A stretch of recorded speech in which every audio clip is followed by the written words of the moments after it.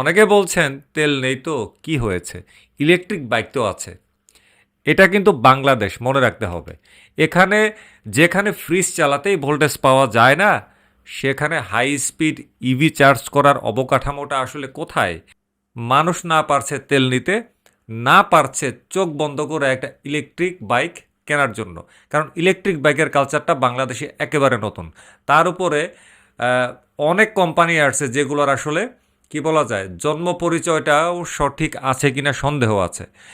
মানুষ তো দীর্ঘদিন জ্বালানি চালিত মোটরসাইকেল, মানে জ্বালানি তেল চালিত মোটরসাইকেল চালিয়ে অভ্যাস। তো সেই অভ্যাসটা হঠাৎ করে ত্যাগ করে ইভিতে আসা, এটা মানে পুরনো অভিজ্ঞতা সম্পন্ন বাইকার যারা আছে তাদের জন্য কিন্তু এটা মহা একটা মুশকিল। তো এই যে ডেডলক পরিস্থিতি, এই ডেডলক পরিস্থিতিটা কিন্তু নতুন মোটরসাইকেল বিক্রির কফিনে শেষ পেরেক আসলে ঠুকে দিতে পারে।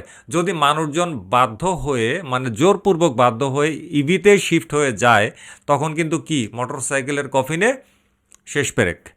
তেল নেই বলে ব্যাটারির দিকে কি ঝুঁকবেন? সেখানেও কিন্তু লোডশেডিংয়ের অন্ধকার কিংবা রাস্তাঘাটে চার্জিং স্টেশন না থাকার যে বিড়ম্বনা, সেটা কিন্তু আপনার অপেক্ষায় আছে। আমরা আসলে এক গোলক ধাঁধায় বন্দী হয়ে আছি।